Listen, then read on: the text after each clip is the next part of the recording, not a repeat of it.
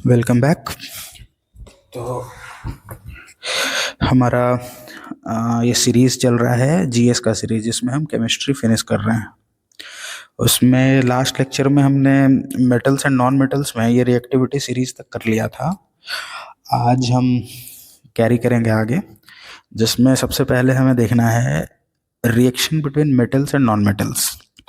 ठीक है, देखो आपको आइडिया तो लगी क्या कि किस तरीके से कवर करेंगे। तो देख लो, थोड़ा बता देता हूँ पहले कि आज के लेक्चर में क्या क्या होगा। ये देखो, आज के लेक्चर में होगा कि अपन आयनिक कंपाउंड देखेंगे। ओके, आयनिक कंपाउंड देखेंगे, फिर मेटलर्जी देखेंगे कि किस तरीके से ओर्स को एक्सट्रैक्ट किया जाता है, कोरोजन क्या होता है और एलॉयज क्या होते हैं। ये एक्सट्रैक्शन वाला जो पार्ट है ये एक बड़ा पार्ट है। देखो, इसमें आप देखोगे कि एक्सट्रैक्शन जो होता है वो रिएक्टिविटी सीरीज हमने देखा था ना। करीना ने कार मंगाई ऑटोजन फरारी फिर भी है क्यों मिली सिल्वर ऑडी।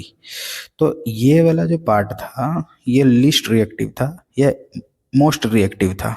ठीक है ना, करीना ने कार मंगाई इस तरीके से। ठीक है, और ये था इंटरमीडिएटली रिएक्टिव। तो देखो, ये लीस्ट रिएक्टिव रहेगा तो नेचर में भी ये इसी अपने ओरिजिनल फॉर्मेट में हो सकता है मिल जाए, या फिर बहुत ही वीक बॉन्डिंग के साथ मिलेगा तो इसको सिर्फ गर्म करके ही निकाला जा सकता है ना। और ये जो रहेगा, क्योंकि ये बहुत रिएक्टिव है तो ये एक स्ट्रॉन्ग बॉन्ड वगैरह बना के रखा हुआ होगा। ठीक है, तो इसको हटाने के लिए फिर थोड़ा एक अच्छा प्रोसेस लगाना पड़ेगा, जिसमें उतनी एनर्जी देनी होगी कि ये जो बॉन्ड बनाया हुआ है वो टूट जाए और इसका ओरिजिनल फॉर्म में इसको हम प्राप्त कर सकें। ठीक है, तो ये कॉमन अंडरस्टैंडिंग हो गई। अब मीडियम वाले का मीडियम चीज़ें होंगी, थोड़ा गर्म करो, थोड़ा कुछ और डिऑक्सीडाइज करो वगैरह वगैरह, वो सब अभी देखेंगे। ओके, तो ये हमारा आज का कंसर्न रहेगा। मेन चीज़ ये रहेगा जो हम पढ़ेंगे। फिर ये थोड़ा अकरेंस इसमें ओर्स वगैरह देखेंगे, कुछ कुछ इसके इसमें हिडन चीज़ें एनसीईआरटी में जो मेंशन्ड है, जो एग्जाम में पूछी जा सकती हैं, वो देखेंगे। ओके, इसके बाद हम कुछ फ्लैश कार्ड्स, ये देखो 44 नंबर, सॉरी कल 37 तक हो गया था ना, शायद 37 तक हो गया था, राइट।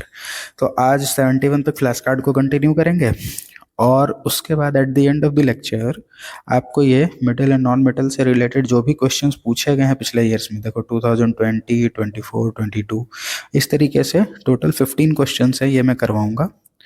और जो हमारा टेक्स्ट है इसके एंड में भी आपको कुछ क्वेश्चंस दिए गए हैं, ये भी मैं करवाऊंगा। यहाँ पे 15 क्वेश्चंस है। ठीक है, तो हमें टोटल 30 क्वेश्चंस करने हैं और अराउंड 35 फ्लैश कार्ड करने हैं और थ्योरी पढ़ना है। चलिए स्टार्ट करें।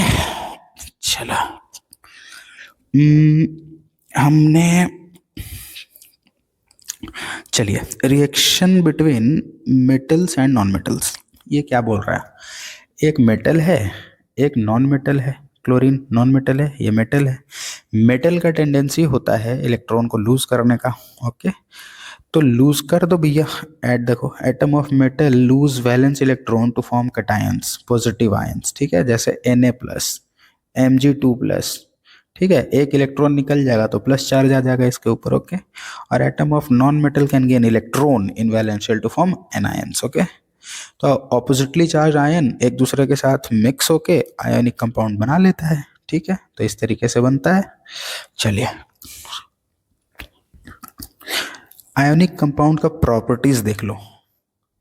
सॉलिड होता है, ब्रिटल होता है, हाई मेल्टिंग पॉइंट होता है, हाई बॉइलिंग पॉइंट होता है, ज़्यादा एनर्जी चाहिए उसको तोड़ने के लिए।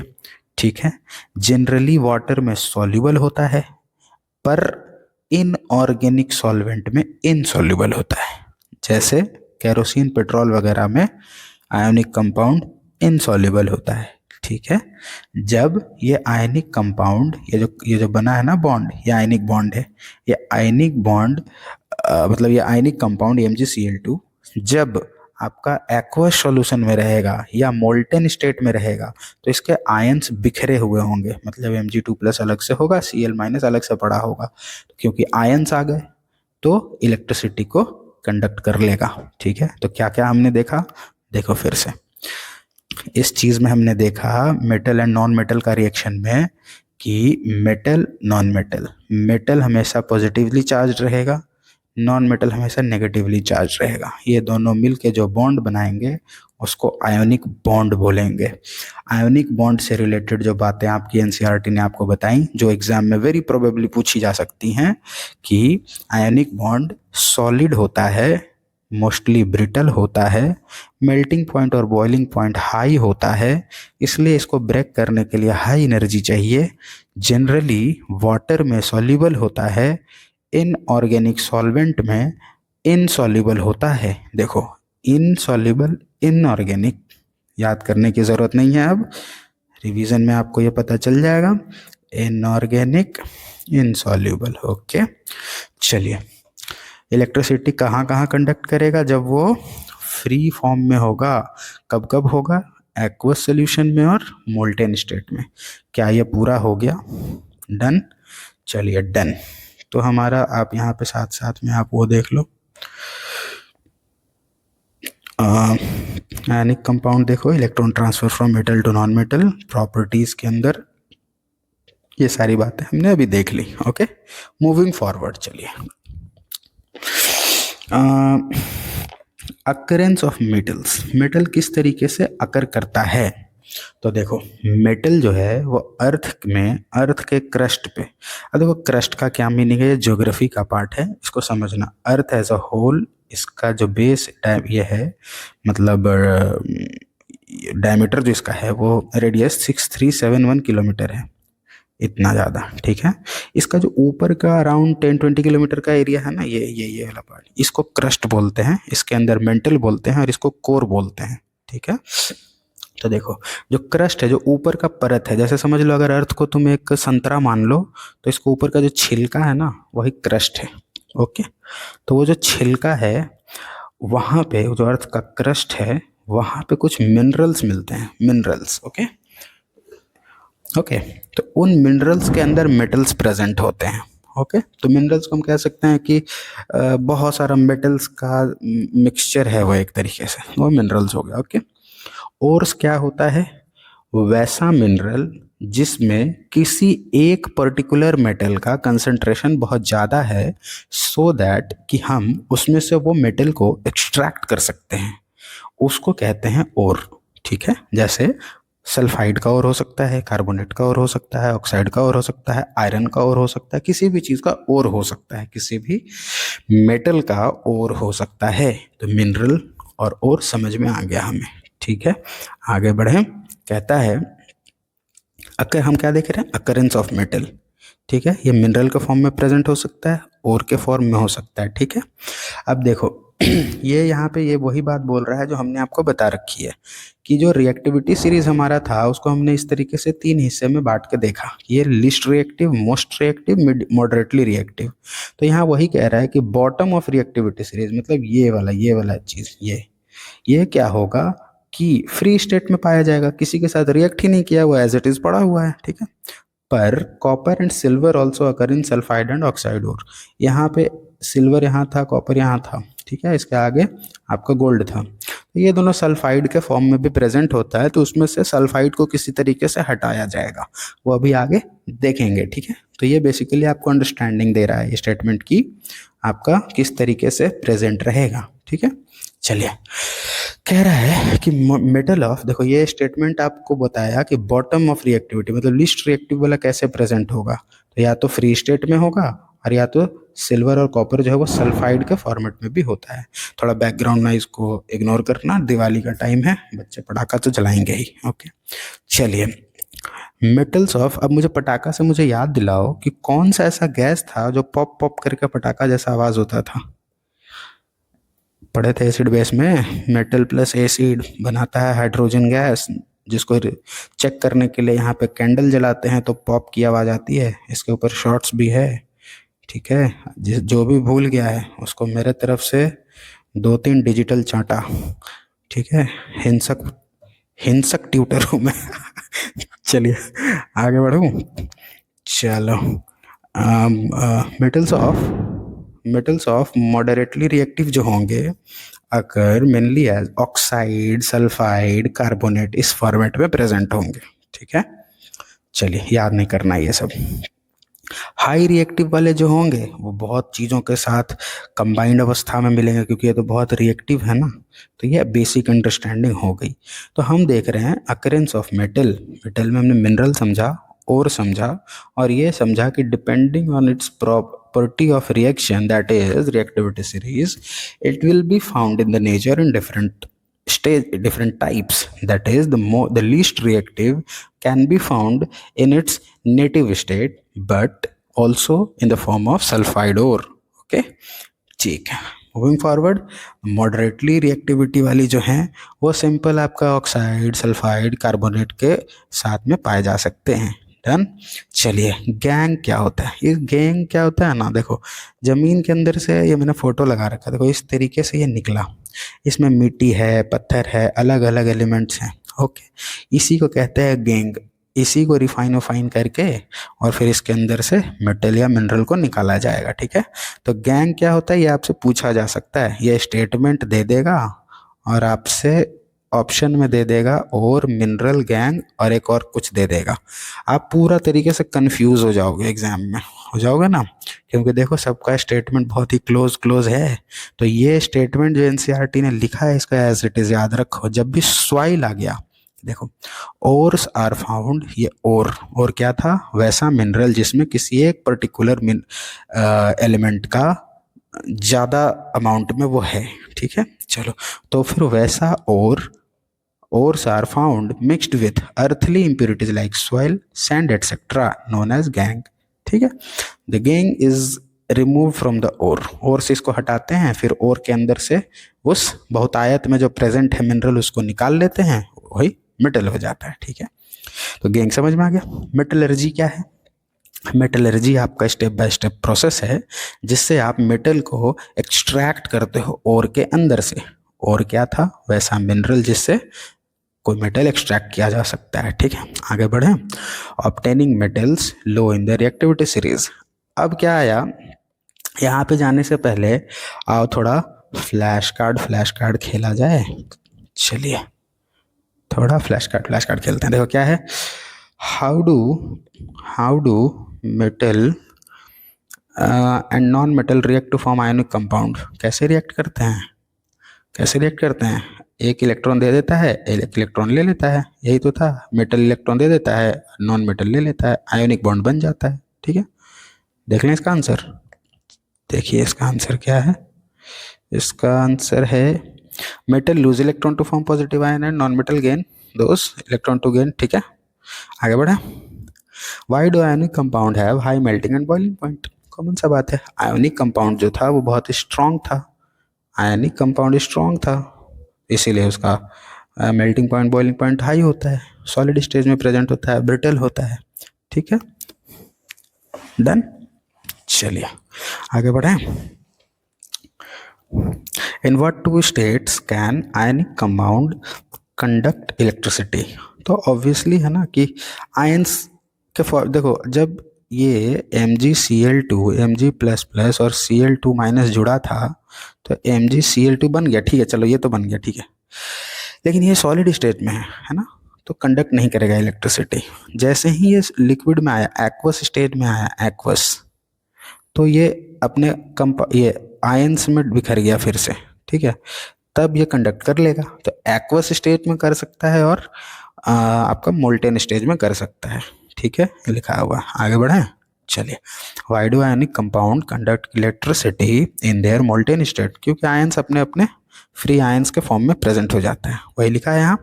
इन this states free ions are formed which can move and conduct electricity. Very good. चलिए लेट्स मूव फॉरवर्ड। मिनरल्स क्या होते हैं? इसका एक दिया है, compounds of metal present in the earth crust. Done. चलिए, ओर्स क्या होते हैं? तो वैसे मिनरल्स जहाँ पे जिसमें से मेटल को इकोनॉमिकली प्रॉफिटेबली निकाला जा सकता है। ठीक है, गैंग क्या होता है? तो वो रॉ फॉर्म जिसमें मिनरल्स मिलता है, जिसमें कि मिक्सचर ऑफ सॉइल, सैंड, सब कुछ उसमें रहता है। Earthly impurities like soil and sand mix with an ore. ठीक है, आगे बढ़े। What is the term for the stepwise process of obtaining a pure metal from its ore. अब ये देखो एक्सट्रैक्शन का पार्ट आ गया है ना। यहाँ कहाँ छोड़े थे हम लोग? ये कर लिया था ना, ये कर लिया, ये कर लिया। मेटलर्जी में थे देखो मेटलर्जी क्या है, ये एक स्टेप वाइज प्रोसेस है जिससे आप मेटल को एक्सट्रैक्ट करते हो उसके ओर में से। सबसे पहले क्या करते हैं, ओर को इनरिच करते हैं, मतलब उसका कंसंट्रेशन बढ़ाते हैं, ठीक है। उसके बाद ऑब्टेन करते हैं मेटल को इस इनरिच्ड ओर से। उसके बाद इस मेटल को रिफाइन करते हैं, क्योंकि ये जो प्रेजेंट होगा वो तो इम्प्योर फॉर्म में मिलेगा, तो उसको प्योरिटी की तरफ ले जाते हैं रिफाइनिंग करके। तो 3 स्टेप का प्रोसेस है। पहले इनरिच करते हैं ओर को, ये जो ओर निकला था ना, ये इसको इनरिच करते हैं, फिर उसमें से मेटल को निकालते हैं जो कि इम्प्योर फॉर्म में होता है, फिर उसको हम प्योर फॉर्म में करने के लिए रिफाइन करते हैं। तो ये 3 प्रोसेस है। डन, यही आपका इसमें था आंसर इसका। What is the term for the stepwise process of obtaining a pure metal from its ore, यह होता है मेटलर्जी। आगे देखिए, what are 3 main steps of metallurgy। 3 main steps यहाँ लिखा है, enrichment of ore, obtaining metal from enriched ore, refining of impure ore। Done। चलिए, how many metals of low reactivity such as mercury from cinnabar, अब ये देखिए, आगे देखिए, ये अभी हमने पढ़ा नहीं है, पढ़ते हैं। देखो, अकरेंस ऑफ मेटल हमने कर लिया, अब हम ऑब्टेन करेंगे मेटल को।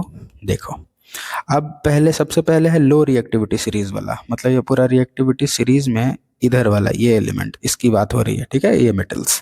तो लो रिएक्टिविटी वाले जो रहेंगे ना, उनको आप सिर्फ हीट कर दो, गर्म कर दो बस एक हाई टेम्परेचर पे, उससे मिल जाएगा। देखो, this metals can be obtained by heating the ore in air at high temperature, बस हीट कर दो। तो इंपॉर्टेंट ये नहीं है, देखो ये हिडन इंफॉर्मेशन है। मर्क्यूरी सीना बार से मिलता है, ये याद रखना, ये फेवरेट क्वेश्चन है। सीना बार जो है वो किसका ओर है, तो मर्क्यूरी का ओर है, ठीक है।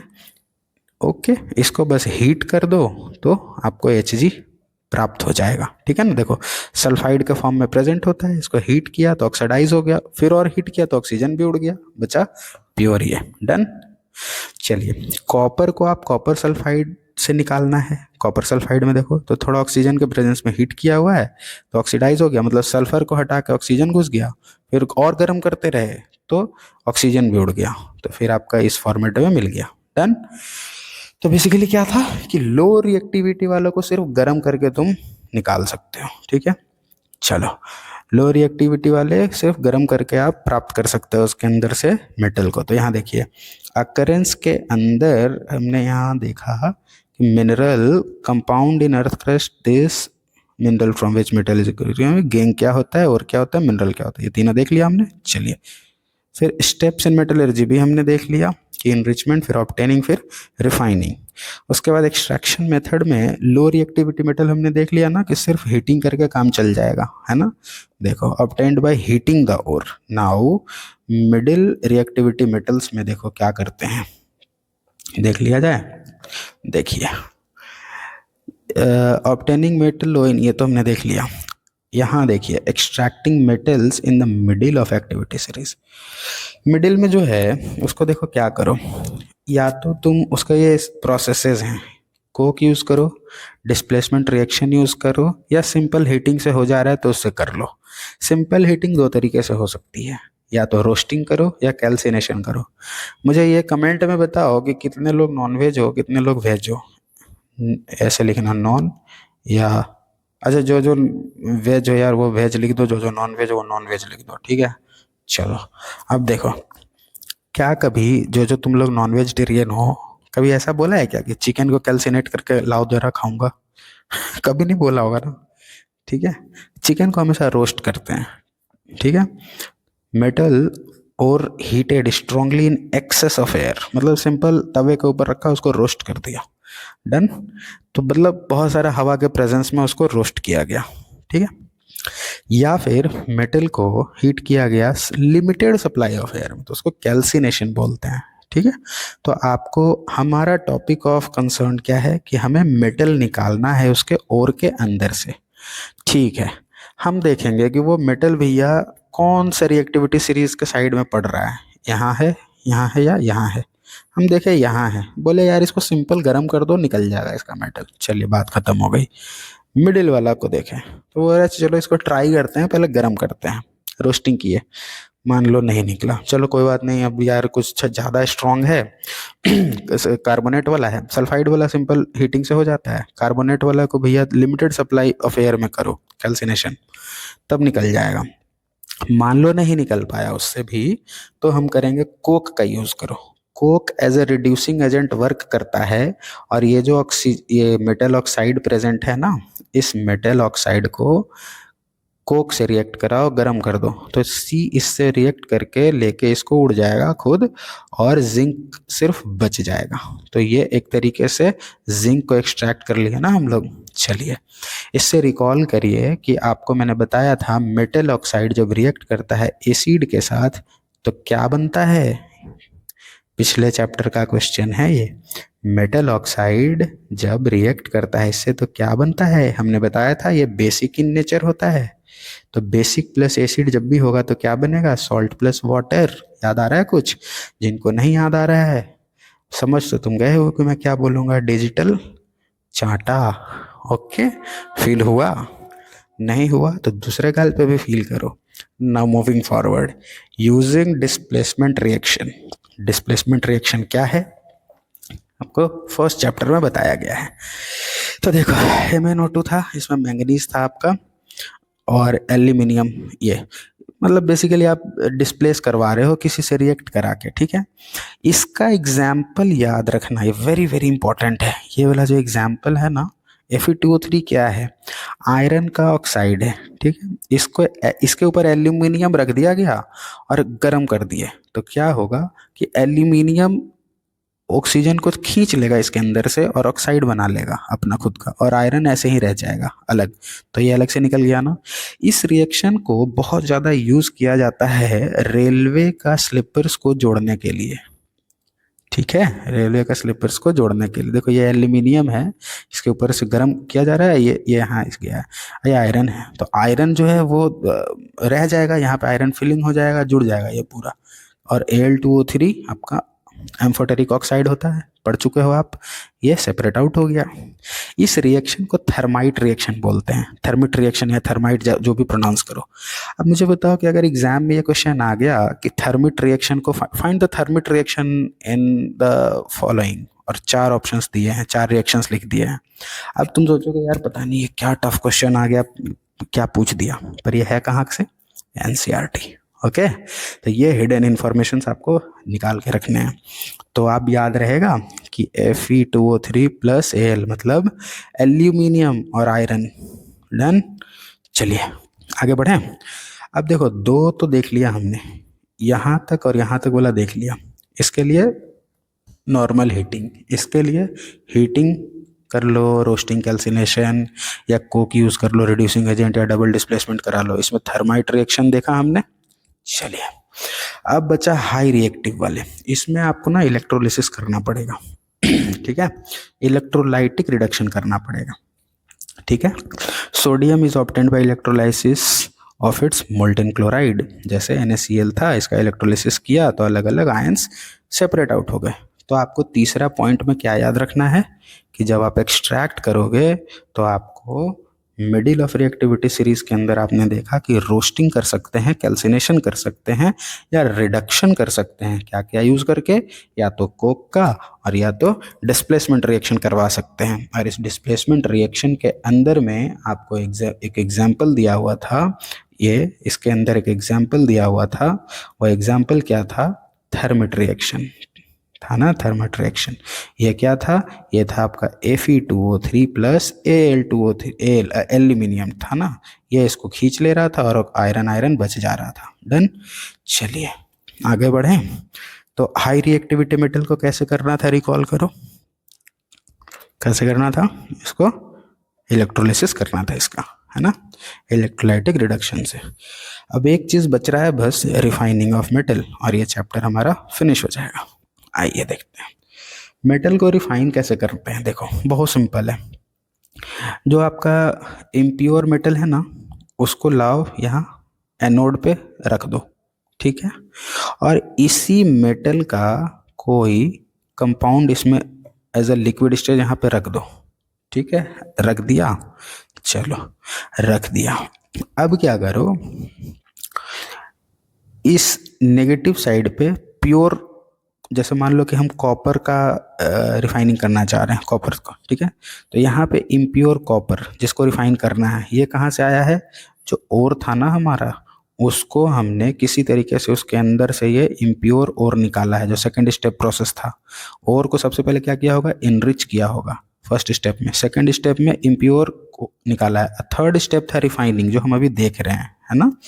तो देखो इम्प्योर जो कॉपर निकला है उसको यहाँ रखो, और कॉपर का ही कॉपर सल्फेट जैसा कोई सोल्यूशन बना लो और उसको इसमें ऐसे ऐसे भर दो, भर दिया, और कहीं से एक प्योर कॉपर लाओ और इसको यहाँ रख दो, ये प्योर कॉपर हो गया, ये इम्प्योर कॉपर हो गया, ठीक बात है, ठीक है, इम्प्योर कॉपर। अब क्या करना है, इलेक्ट्रिसिटी पास कराओ, क्या होगा कि इलेक्ट्रिसिटी पास होने की वजह से इसका इम्प्योर कॉपर जो है, इसमें से जो कॉपर, जैसे इम्प्योर है मतलब क्या है, कॉपर प्लस समथिंग समथिंग और इसमें है ना, ये सब चीज़ें हैं, तो ये कॉपर क्या करेगा कि ये डाइल्यूट होने लगेगा इसके अंदर, और क्योंकि इसका कंसंट्रेशन सेम रहना चाहिए तो इसके अंदर जो CuSO4 है ना, CuSO, इसका कॉपर निकल निकल के इस पे जाके चिपकते रहेगा, और जो Cu का जगह वैकेंट हुआ वो इसमें से खींचा के अपने आप CuSO4 में आ जाएगा, तो इसका सारा कॉपर इसमें डाइल्यूट होते रहेगा और इसमें से इस पे चढ़ते रहेगा, तो ये मोटा होते चला जाएगा और ये पतला होते चला जाएगा, ठीक है।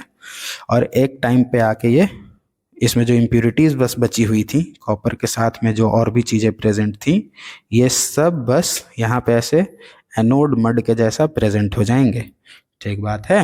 चलिए, insoluble impurities containing silver and gold get deposited at the bottom of anode as anode mud, तो एनोड मड यहाँ पे मिलता है, ठीक है। वैसे इम्प्यूरिटी जो इनसॉल्युबल हैं जैसे गोल्ड सिल्वर वगैरह, क्योंकि वही तो ज़्यादा स्ट्रांग था ना, मतलब ज़्यादा वीक था सॉरी रिएक्शन में, तो वो यहाँ पे जम जाएगा। तो ये था आपका रिफाइन करने का प्रोसेस, ठीक है। तो एनोड पे क्या लगाते हैं, इम्प्योर कॉपर, कैथोड पे क्या लगाते हैं, प्योर वाला। सॉल्यूशन कौन सा लेते हैं, इसी मेटल का कोई सॉल्यूशन, सल्फेट यहाँ ले लिए हैं, ठीक है। चलिए आगे बढ़े, और some amount of dilute sulphuric acid, उसके बाद डन, आगे बढ़ो, ये हो गया। कोरोजन क्या होता है बताने की ज़रूरत है क्या, कोरोजन कुछ है नहीं, तुम्हें देखो कोरोजन से ये मत याद रखना कि सिर्फ आयरन का कोरोजन होता है, नहीं, कोई भी मेटल का कोरोजन होता है, ठीक है। मेटल पे अटैक होता है जब बाहर का सराउंडिंग से मॉइस्चर, एसिड, एयर वगैरह का, तो उसका लेयर ऊपर का खराब हो जाता है, सड़ जाता है, उसको हम बोलते हैं मॉइस्चर, ठीक है। तो सिल्वर का H2S से रिएक्ट करता है ये in air to form silver sulphide, silver sulphide बन जाता है, ठीक है, जो कि काला कलर का होता है। तो हमारा चांदी जो होता है, चांदी का पायल, या तुम्हारी मम्मी का होगा चांदी का पायल, चांदी का कुछ कड़ा, वो क्या होता है, काला हो जाता है बाय द टाइम, क्योंकि ये जो H2S प्रेजेंट है ना हवा में, इससे रिएक्ट करके वो काला हो जाता है, ठीक है। ये तीन चीज़ें आपको ध्यान रख लिया है मतलब, ठीक है। आगे बढ़े, copper, copper react with moist carbon dioxide in air and gains a green colour, copper carbonate का कलर कैसा होता है, ग्रीन होता है, ग्रीन। सिल्वर सल्फाइड का कलर कैसा होता है, ब्लैक होता है। आयरन का कलर क्या होता है, ब्राउन फ्लेकी सब्सटेंस बनाता है, रस्ट। आपका कोरोजन होने के लिए नेसेसरी कंडीशन क्या है, एयर प्लस मॉइस्चर दोनों प्रेजेंट होना चाहिए, ठीक है। आगे प्रिवेंशन कैसे करेंगे कोर को, तो भैया मेटल का सरफेस था, इस पे जब हवा और पानी एक साथ अटैक कर रहा था तो ये कोरोड हो रहा था, तो हवा और पानी का कनेक्शन को कट कर दो किसी तरीके से, इसको पेंट कर दो, हो गया, या इसके ऊपर एक लेयर लगा दो किसी चीज़ का। तो देखो कैसे कैसे करते हैं।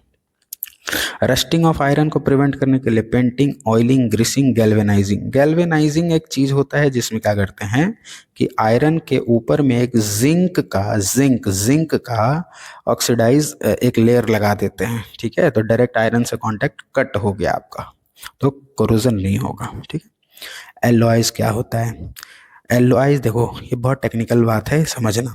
एलॉयज जो होता है ना, वो मिक्सचर होता है या तो दो मेटल का, या मेटल और नॉन मेटल का। ध्यान रखना, एलॉयज हमेशा या तो मेटल प्लस मेटल होगा, या मेटल या नॉन मेटल होगा, ठीक है।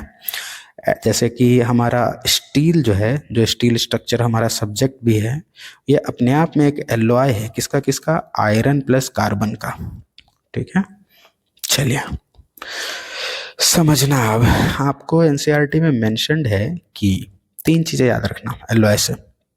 पहली बात तो ये थी कि या तो मेटल मेटल हो सकता है या मेटल प्लस नॉन मेटल का हो सकता है एलॉय। दूसरा चीज़ अमलगम याद रखो। अमलगम क्या है? आपका या तो मर्क्यूरी प्लस कोई और दूसरा मेटल, ये याद रखना हमेशा। मर्क्यूरी दूसरा मेटल, नॉन मेटल नहीं यहाँ पे, ओके। उसको अमलगम बोलते हैं। अब देखो ब्रास और ब्रॉन्ज, तुमने हिस्ट्री अगर पढ़ा है तो ब्रॉन्ज एज पढ़ा होगा, पढ़ा है ना? तो ये ब्रॉन्ज है, ये पुराना एलॉय है, मतलब ये बहुत पहले बना लिया गया था, ठीक है। तो पहले जो पुराने लोग होते थे ना, उन्होंने टीम बना के टीन निकाला और उससे बना लिया ब्रोंज, तो आ गया ब्रॉन्ज एज। ये कहानी याद रख लो, ठीक है। पुराने लोग जो थे उन्होंने खुद की टीम बनाई, उसे टीन बनाया, टीन से ब्रोंज बनाया, तो आपको याद रहेगा। क्योंकि एग्जाम में क्या होता है, ब्रास और ब्रोंज में कंफ्यूज हो जाते हो, है ना। तो देखो ब्रास नया नया नाम लग रहा है, तो नया नया जिंक, नया नया जिंक, ओके। ब्रॉन्ज, टीन, याद हो गया। तो ये 3 एलॉयज आपको याद रखने हैं, ठीक है। एमलगम, ब्रास और ब्रॉन्ज, ठीक है। एक और याद रखना है सोल्डर। सोल्डर जो सोल्डिंग करता है ना अपन, सोल्डिंग, वो होता है सोल्डर। वो सोल्डर जो है वो आपका ये होता है tin plus lead, lead and tin. तो लेड एंड टीन आपका, इसका मेल्टिंग पॉइंट क्या होता है? लो मेल्टिंग पॉइंट होता है, तभी तो इसको, इससे सोल्डिंग करी जाती है ना। फॉर वेल्डिंग इलेक्ट्रिकल वायर्स को वेल्ड करने के लिए सोल्डर यूज होता है। और इसका ये बहुत इंपॉर्टेंट है, याद रखना, ठीक है। कैसे याद रखोगे? पीवी सिंधु याद है? पीवी सिंधु, चलो इसे याद रख लो। या तो लेड प्लस टीन, कैसे भी याद रखो, ठीक है। आगे बढ़े, चलिए। As compare to constituent elements, alloy have, alloys का जैसे आयरन था, आयरन का एलॉय था स्टील, ठीक है। चलो, तो आयरन और स्टील में कंपैरिजन कर रहे हैं, तो एलॉय जो होगा ना, मतलब स्टील जो होगा, उसमें ज़्यादा क्या क्या रहेगा? स्ट्रेंथ ज़्यादा रहेगा, हार्डनेस ज़्यादा रहेगा, रेजिस्टेंस टू कोरोजन ज़्यादा रहेगा, लेकिन लेस क्या रहेगा? मेल्टिंग पॉइंट कम रहेगा, इलेक्ट्रिकल कंडक्टिविटी कम रहेगा, ठीक है। क्योंकि मेटल जितना ज़्यादा होता उसका इलेक्ट्रिकल कंडक्टिविटी उतना ज़्यादा होता। डन। तो याद रह गया एलॉयज वर्सेस उसका जो एलिमेंट था, उसका बीच में कंपैरिजन। ज़्यादा क्या होगा? ताकत ज़्यादा रहेगी, ताकत वाली चीज़ें ज़्यादा रहेंगी, और मेल्टिंग पॉइंट और इलेक्ट्रिकल कंडक्टिविटी कम हो जाएगा। डन। चलिए, ये फ्लैश कार्ड, टाइम 32, चलो कर लेते हैं, क्वेश्चन करते हैं पहले यार इसका। देखो, विच of the following metal is obtained by electrolytic reduction process. क्या ये अभी हमने देखा था? विच of the following metal is obtained by electrolytic reduction. Electrolytic reduction, देखो ये वाला था, रिडक्शन ही तो हो रहा था, कॉपर, ठीक है। तो कॉपर इसका आंसर है, कॉपर कर दो टिक। चलिए आगे बढ़े। सीना बार, अभी मैंने आपको बताया था कि सीना बार से याद रखना mercury. Which of the following does not conduct electricity, कौन नहीं करेगा?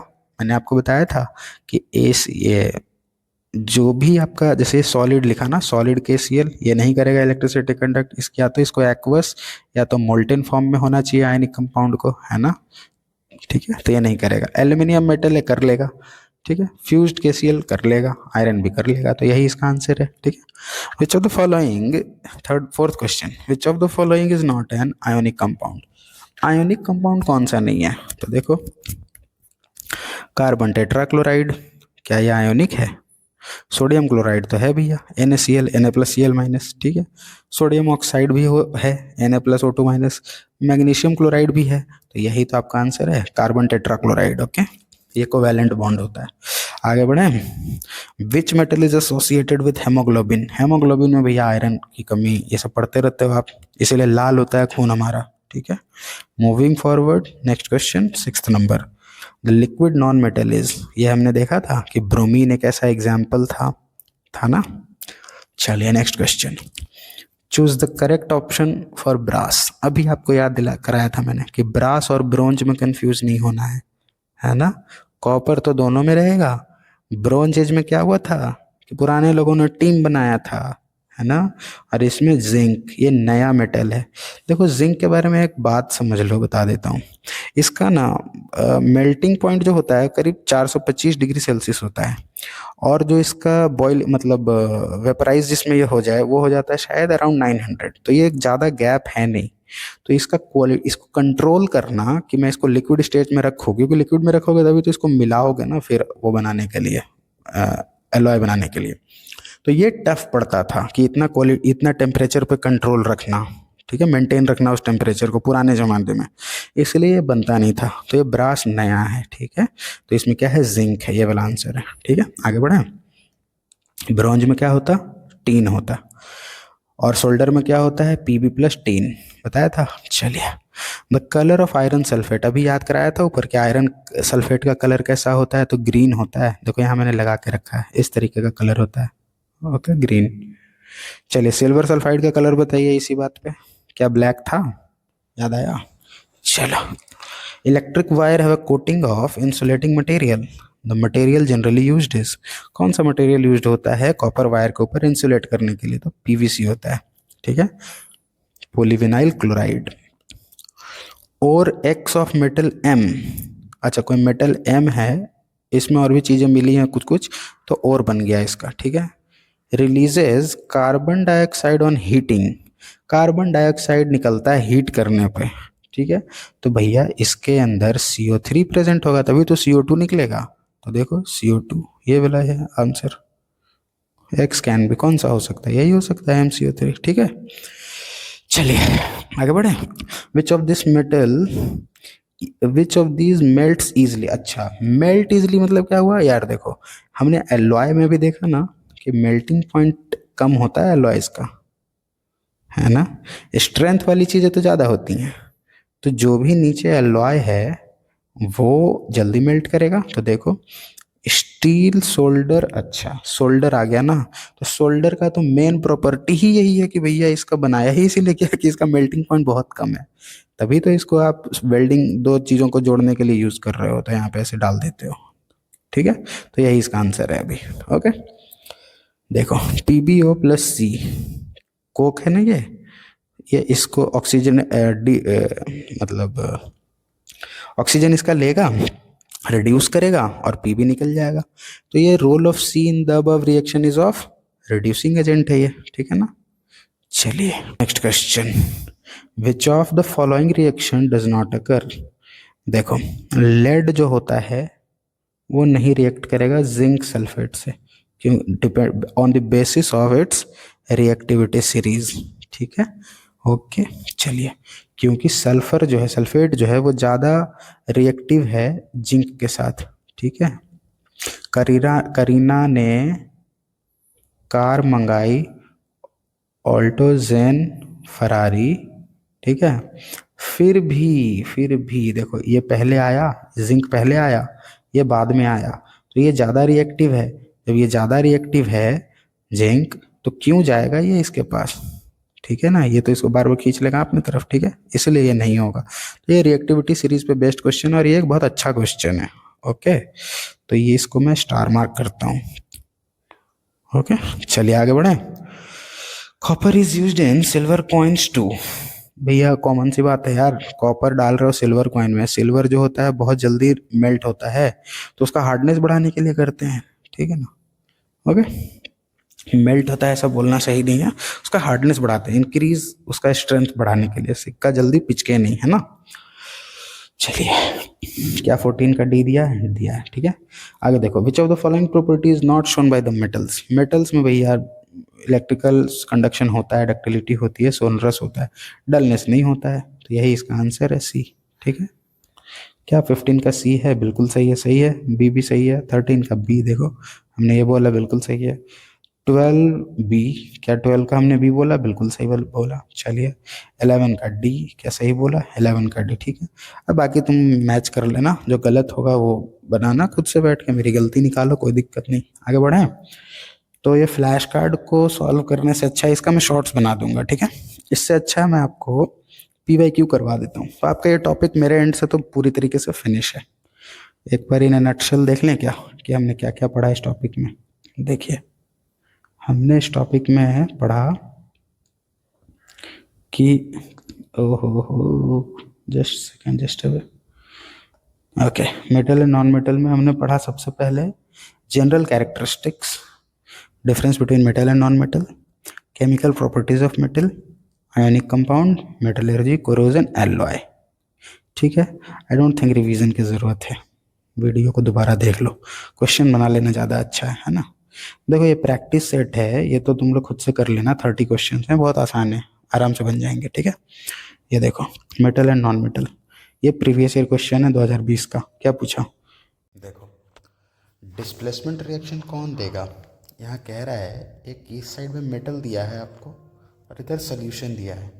अनलेस एंड अनटिल आपका जो मेटल है वो इस सोल्यूशन के अंदर प्रेजेंट मेटल से ज़्यादा रिएक्टिव नहीं होगा, तब तक ऐसा तो पॉसिबल नहीं है कि ये जाके इसको डिस्प्लेस कर दे, है ना। तो हमें देखना होगा कि हम रिएक्टिविटी सीरीज़ देखेंगे। देखो करीना ने कार मंगाई, ऑल्टो, जैन, फरारी, फिर भी है क्यों मिली सिल्वर ऑडी, यही था। अब देखो कॉपर यहाँ है, मतलब हमारा इसका बात हो रहा है। ठीक है, FeSO4, क्या Fe आगे है, आगे है ना, तो ये तो नहीं होगा डिस्प्लेस क्योंकि ये ज़्यादा रिएक्टिव है कॉपर से। AgNO3 को देखो, कॉपर के बाद में Ag है ना, मतलब Ag कम रिएक्टिव है, कॉपर ज़्यादा रिएक्टिव है, तो ये जाके रिएक्ट से करके इसको डिस्प्लेस कर देगा, तो यही हमारा आंसर है। इसमें देखो CuSO4 और सिल्वर मेटल, क्या सिल्वर मेटल ज़्यादा रिएक्टिव है CuSO4 से, नहीं, तो ये भी नहीं होगा। क्या कॉपर ज़्यादा रिएक्टिव है NaCl से, नहीं, ये भी नहीं होगा, तो B is the right answer. Okay, moving on, आगे देखो alloys are homogeneous mixtures of a metal with non-metal or with metal or non-metal। ठीक है, which of the following contains a non-metal। अब देखो ब्रास क्या होता था और ब्रोंज क्या होता था, क्या होता था, कॉपर, कॉपर प्लस ब्रास में था जिंक, इसमें था टिन, तो ये दोनों तो होगा। अमेलगम के लिए हमने बात करी थी कि Hg प्लस मेटल होता है, स्टील में हमने देखा था आयरन प्लस कार्बन होता है, तो कार्बन नॉन मेटल है ना, आंसर हो गया डी, ये बन गया। चलिए आगे बढ़े, देखो the most abundant metal in earth crust, sial layer बोलते हैं, एल्यूमिनियम याद कर लो, सीमा और सियाल, ये ज्योग्राफी में भी आएगा, ये ज्योग्राफी का क्वेश्चन है बेसिकली। अभी के लिए समझो अर्थ का क्रस्ट पे, मतलब अर्थ का जो छिलका है ना ऊपर का, इसमें सबसे ज़्यादा एल्यूमिनियम पाया जाता है मेटल में। ठीक है, विच नॉन मेटल इज लस्टरस, ये तो अपना टेक्स्ट से डायरेक्ट क्वेश्चन है, आयोडीन। आप देख रहे हो सारे क्वेश्चन एनसीईआरटी से आ रहे हैं, क्या ये आपको सफिशिएंट नहीं लग रहा है। चलिए आगे देखें, which non metal exists in liquid state at room temperature, आ गया ब्रोमीन, ये भी कल ही देखा था। चलो, the property of metal that allows them to be drawn into wire is called ductility. Metals are good conductor of electricity because they have free electron. ठीक है, which metal is in liquid state at room temperature, अब ये देखो liquid state में कौन सा होता है, तो हमने कल देखा था मर्क्यूरी। चलिए, विच non metal is a good conductor of electricity, कौन सा ऐसा नॉन मेटल है जो अच्छा कंडक्टर है इलेक्ट्रिसिटी का, ये आपका ग्राफाइट। और ये क्यों है, इसका कल जवाब मिलेगा आपको कार्बन वाले चैप्टर में। आई डोंट थिंक कल मिलेगा, कल या परसों मिलेगा, क्योंकि इसमें 2 क्लास लगे, ये सबसे बड़ा चैप्टर है आपका, सबसे बड़ा चैप्टर है। चलिए, which metal oxide is amphoteric in nature, आपको मैंने बोला था याद रखने को ना कि एम्फोटेरिक का नेचर, 2 याद रखो, एल्यूमिनियम और जिंक, ये दोनों एम्फोटेरिक है, कोई भी। ओके, याद कर लिया। चलो, the process of coating iron with zinc to prevent, इसको तो गैल्वेनाइजेशन बोलते हैं। ठीक है, which metal can be cut with a knife, ऐसा मेटल जिसको आप चाकू से काट सकते हो, तो वो होता है आपका सोडियम, बहुत ही सोडियम। तो सोडियम ऐसे तो कट हो सकता है नाइफ से, लेकिन इसमें कुछ इम्प्योरिटीज को ऐड किया जाता है इसको हार्ड रखने के लिए। चलो आगे देखें, इसको याद रखो, ये फेवरेट क्वेश्चन है। आगे बढ़े, विच of the following is not a use of non metal, non metal को किसके लिए यूज नहीं करते हैं, non metal, non metal carbon types का चीज, तो कंबशन में नहीं कर सकते। इंसुलेशन में करेंगे, बिल्कुल करेंगे, बिल्डिंग मटेरियल में करते ही हैं, ईटा विटा बनाते फर्टिलाइजर में करते ही हैं।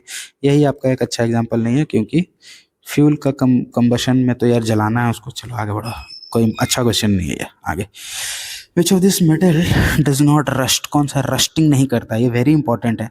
हम सिविल इंजीनियरिंग में इसको चाहते हैं यूज़ करना, ठीक है। ये क्यों नहीं करते हैं ये मैं आपको बताऊंगा, स्टील में बहुत डिटेल में बताऊंगा। अभी के लिए समझ लीजिए रस्टिंग नहीं होता है इसको ना। एक प्रॉब्लम इसके साथ ये होती है कि इसको वेल्ड करना बहुत टफ है, वेल्डिंग करना बहुत टफ है। ऑल्दो इसकी स्ट्रेंथ ज़्यादा है, स्ट्रेंथ टू वेट रेशियो जो है वो स्टील से भी ज़्यादा है, हल्का होता है।